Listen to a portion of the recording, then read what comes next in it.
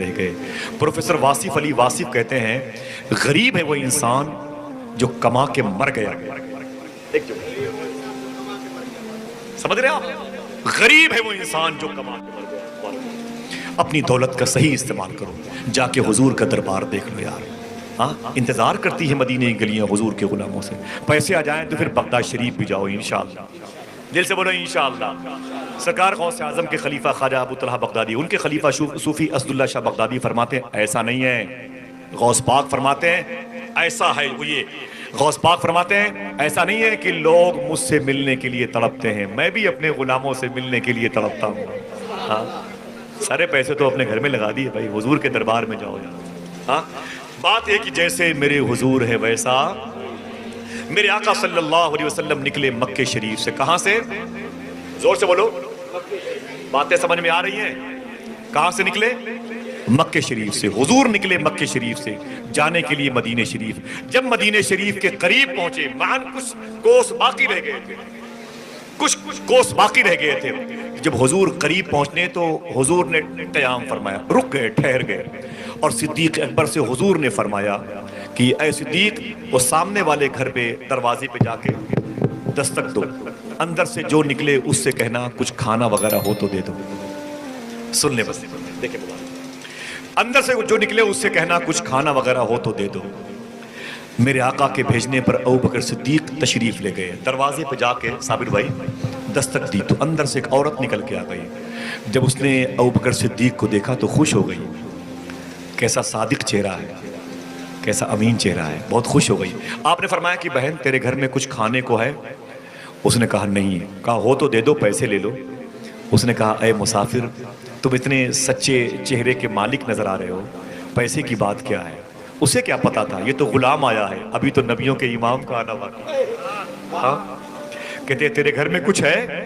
تو کہتے کچھ نہیں ہے، کچھ نہیں ہے۔ کہا کچھ نہیں ہے؟ کہا کچھ ہو تو دے دو۔ کہا مسافر ہوتی تو کوئی بھی چیز ہوتی تجھے دے دیتا، کچھ نہیں ہے۔ صدیق اکبر واپس پلٹے حضور کی بارگاہ میں۔ میرے آقا فرماتے ہیں کیا بات ہے؟ تو وہ کہتے ہیں کہ سرکار اس عورت نے انکار کر دیا، میرے گھر میں کچھ بھی نہیں ہے، میرے گھر میں کچھ بھی نہیں ہے بس۔ صدیق اکبر فرماتے ہیں کہ حضور کچھ نہیں ہے، تو میرے آقا فرماتے ہیں ابوبکر اگر تم کہو تو میں بھی ٹرائی کر لوں، اگر تم کہو تو میں بھی ایک مرتبہ جا کے دستک دے دوں، میں بھی کوشش کر لوں اس دروازے پہ جا کے۔ فرماتے اللہ اس کے رسول کی جیسی مرضی ہو۔ سرکار تشریف لے گئے، صدیق اکبر پیچھے پیچھے۔ اب اس دروازے پر حضور نے دستک دی۔ ایک شعر غزل کا شعر ہے، مبارک بھائی۔ دستک میں کوئی درد کی خوشبو ضرور تھی، دروازہ کھولنے کے لیے گھر کا گھر اٹھا۔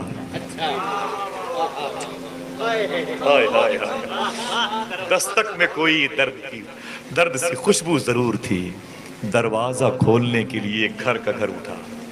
اب جب حضور نے دستک دی اندر کوئی ہے، اب وہ عورت بھی نکل کے باہر آ گئی اور اس کے ساتھ 6-7 سال کا ایک بچہ بھی نکل کے باہر آ گیا۔ جب دونوں نے حضور کو دیکھا تو دنگ رہ گئے۔ محبت سے کہہ دو سبحان اللہ، کبھی ایسے لب نہیں دیکھے، کبھی ایسے رخسار نہیں دیکھے، اللہ اکبر اللہ اکبر، کبھی ایسی مبارک چہروں والی کرنیں نہیں دیکھی، دنگ رہ گئے۔ بچے نے اپنی ماں کی انگلی پکڑ کے کہا ماں 7 سال ہو گئے کبھی ایسا انسان نہیں دیکھا۔ ماں نے کہا چپ چپ، تو کیسے 7 سال میں دیکھتا، 40 سال کی میں ہوں اب تک میں نے نہیں دیکھا۔ ہائے ہائے ہائے جیسے میرے حضور ہیں، اللہ اکبر اللہ اکبر۔ بچہ اپنی ماں سے کہتا ماں اس کی انگلیاں تو دیکھ۔ ماں کہتی ہے پیشانی سے چھٹی ہی نہیں مل رہی۔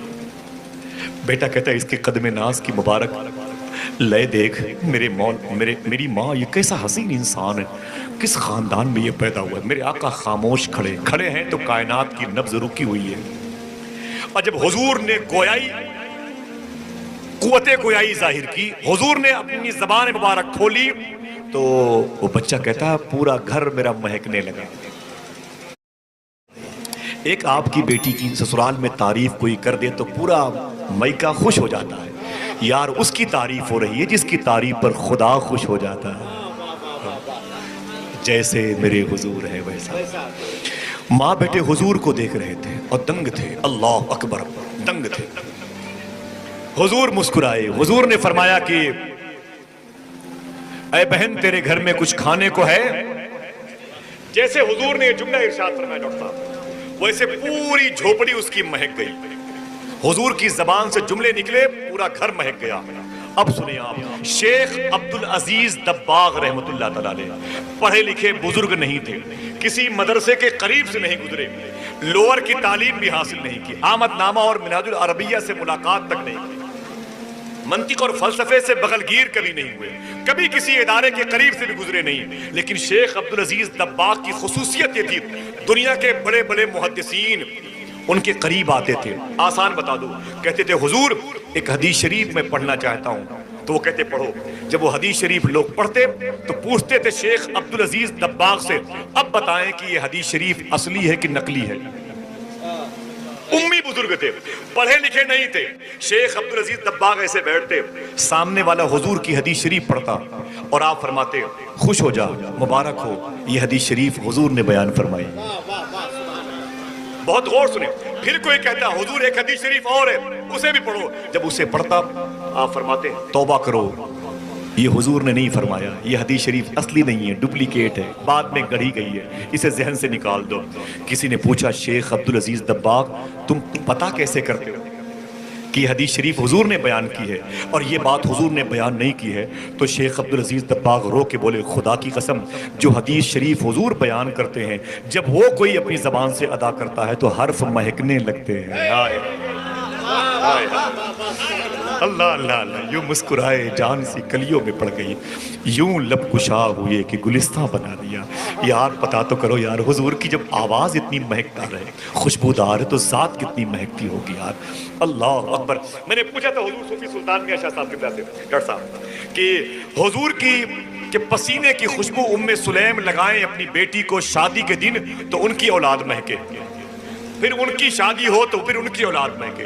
مورخین رائٹرز کہتے ہیں، مصنفین کہتے ہیں کہ وہ جو خوشبو حضور کے پسینے کی ام سلیم نے لگا کے اپنی بیٹی کو رخصت کیا تھا شادی کے دن، اس خوشبو کا اثر تھا کہ 7 نسلیں مہکتی تھیں۔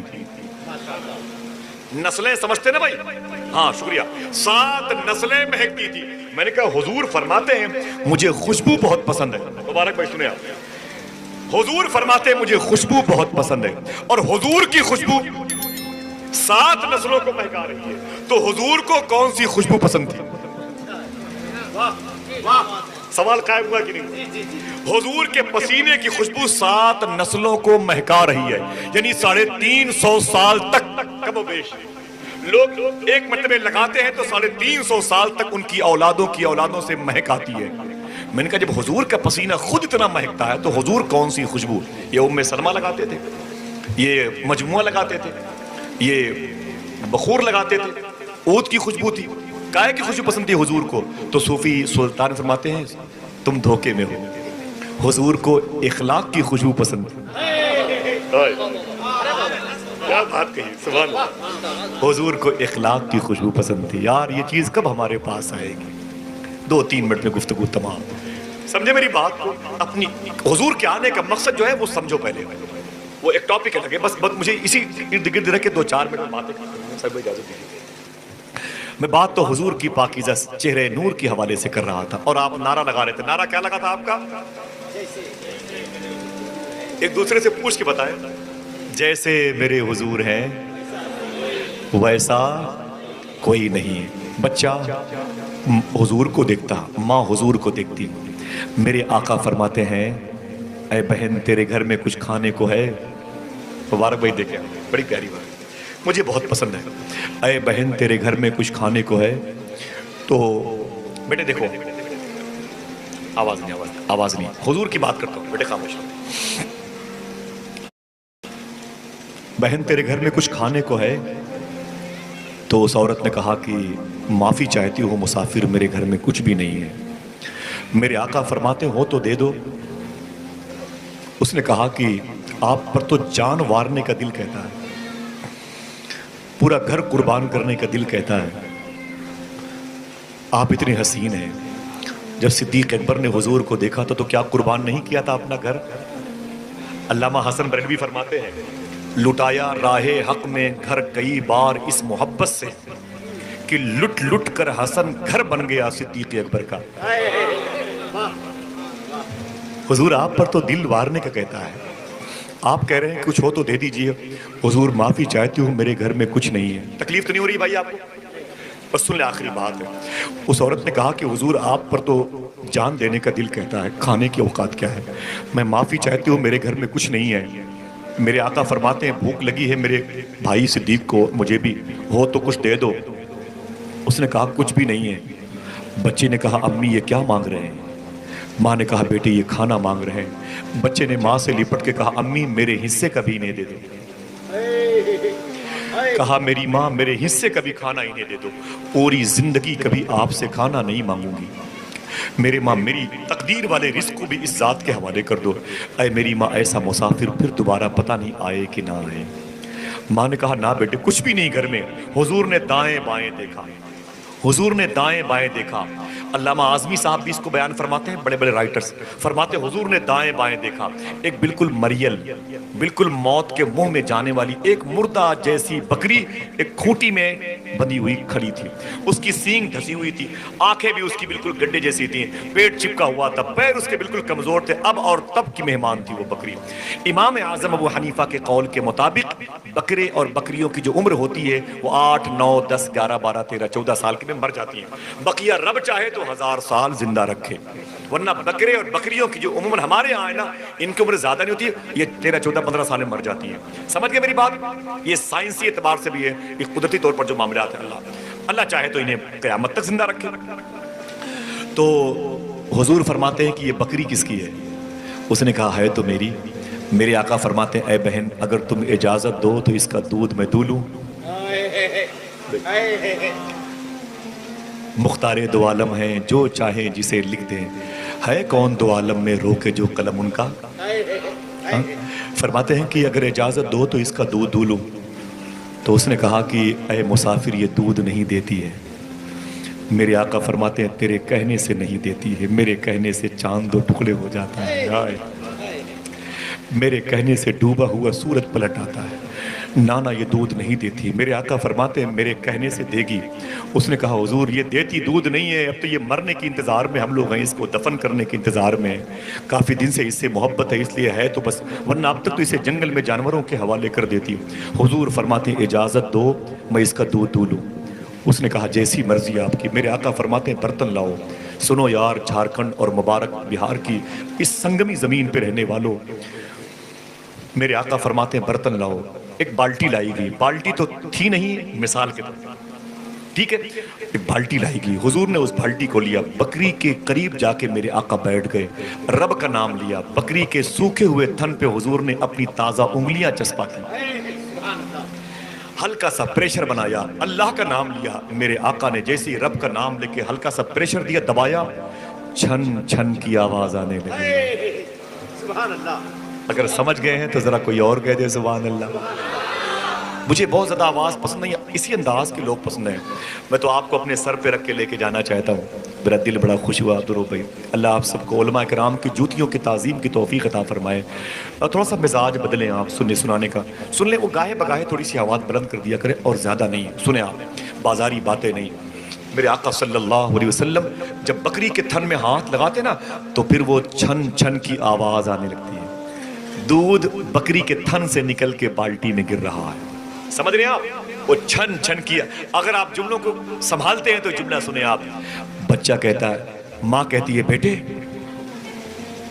دیکھ دیکھ بالٹی دودھ سے بھری جا رہی ہے۔ ماں کہتی ہے بیٹے دیکھ دیکھ بالٹی دودھ سے بھری جا رہی ہے۔ بیٹا کہتا ہے ارے ماں چپ، بالٹی دودھ سے بھری جا رہی ہے، اسے کیا دیکھیں، اسے دیکھ جس کی وجہ سے بھری جا رہی ہے۔ اللہ اللہ، جس کی وجہ سے بھری جا رہی ہے۔ اللہ اللہ اللہ۔ برتن بھر گیا، فرمایا دوسرا برتن لاؤ۔ دوسرے برتن آ گئے، پتیلی پتیلی جتنے بھی گلاس تھے سب کے سب دودھ سے بھر گئے۔ سبحان اللہ، بہت اچھا لگ رہا ہے آپ سے بات کرتے ہوئے، دودھ سے بھر گئے۔ میرے آقا نے فرمایا برتن ختم ہو گئے؟ کہا ہاں۔ اب میرے آقا نے ایک پیالہ اٹھایا دودھ کا اور اس عورت سے کہا بہن اسے پی لو۔ حضور کے آنے کا مقصد سمجھ لو، کیا فرمایا؟ بہن اسے پی لو، مبارک بہن اسے پی لو۔ उस औरत ने कहा ना ना ना ना ना ना, दूध निकाला है आपने, पहले आप ही पीजिए। मेरे आका का जुमला है, कोई सुन के खामोश रहेगा तो कोई दिक्कत नहीं होगी, लेकिन आपकी अदब नवाजी पर फर्क आ सकता है। आप समझे? आप उस हुजूर फरमाते हैं इसे पी ले मेरी बहन पी ले। उसने कहा ना ना ना, दूध निकाला है आपने, आप ही पीजिए। मेरे आका फरमाते हैं मैं पीने नहीं, मैं तो पिलाने के लिए जमीन पर आया। गरीबों मुबारक हो, जैसे मेरे हुजूर हैं वैसा सरकार की आमद जैसे मेरे हुजूर है, वैसा कोई नहीं। जैसे मेरे हुजूर है। नारे सर से तकबीर, लेकर पैर तक तनवीर ही तनवीर है, जैसे मुंह से बोलता कुरान वो तफसीर है। देखकर दुनिया परेशान है, जमाले मुस्तफ़ा वो मुसव्विर कैसा होगा जिसकी ये तस्वीर है। मेरे आका फरमाते हैं मैं पीने नहीं आया बहन, मैं पिलाने के लिए आया हूँ, पी ले पी ले। अल्लाह अकबर। हुजूर के मुबारक हाथ से मिला दूध तो उसे पी लिया। हुजूर ने उसके बेटे को दिया, बोला बेटा तू पी ले। दूध पीता जाता, हुजूर को देखता जाता था। फिर हुजूर ने प्याला उठा के सिद्दीक अकबर को दिया, अबू बकर सिद्दीक तुम भी पी लो। सिद्दीक अकबर ने पिया। अब हुजूर ने फरमाया इजाज़त दो तो मैं भी पी लूँ। उसने कहा इसके मालिक तो आप ही हैं, इसके मालिक तो आप ही हैं। हुजूर ने पी लिया। हुजूर अचानक खड़े हो गए, कुछ पैसे नजर किए और हुजूर ने एक जुमला इरशाद फरमाया, बहन मैं जा रहा हूँ। बमुश्किल इसको आप अगर आप पैमाइश करेंगे तो सात के रकबे के एतबार से आधे पौन घंटे में कहानी खत्म हो गई। जैसे हुजूर ने कहा मैं जा रहा हूँ, बेटा तड़प गया। बोले माँ ये क्या कह रहे हैं? तो माँ ने कहा बेटी ये जा रहे हैं। बच्ची की चीख निकल गई। बोले माँ इन्हें जाने मत दो। कैसा असर था हुजूर के चेहरे पर, क्या जाजिब चेहरा था, क्या मकनातीसियत थी हुजूर के मुबारक चेहरे पर। बच्चे ने कहा माँ हुजूर को इनको जाने मत दे। कहा बेटे ना ना ना ना ना, मुसाफिर हैं, जाने के लिए आए थे। तो बेटा कहता है माँ अगर ये नहीं रुकेंगे तो फिर इनके साथ मुझे भी जाने दे। अल्लाह अल्लाह। इसे कहते हैं इश्क रसूल। ऐ इश्क तेरे सदके जलने से छुटे सस्ते, जो आग बुझा देगी वो आग लगाई है। बच्चे ने कहा माँ इन्हें रोक लो। माँ कहती बेटे नहीं। तो बच्चा कहता या तो रोक लो या तो मुझे भी जाने दो। हुजूर जा रहे हैं। जब तक हुजूर खड़े थे नब्ज़े कायनात रुकी थी, हुजूर चले तो कायनात चली जाए। अल्लाह अकबर। मेरे आका जा रहे। बच्चा हुजूर के आगे करीब जाता, कहता माँ इन्हें रोक ले। माँ कहती बेटा तू चला जाएगा तो मैं तेरे बगैर कैसे रहूंगी। बच्चा कहता है लेकिन अगर ये चला गया तो इसके बगैर मैं कैसे रहूंगा, मैं कैसे रहूंगा इसके बगैर। माँ कहती तू मेरा सहारा है। तो बच्चा कहता है लेकिन मेरा तो ये सहारा है। हुजूर चले गए। चीख मारी, बच्चा तड़प के जमीन पर गिरा। माँ ने बच्चे को अपने होश में लाया। बोले बेटे तड़पता क्यों है?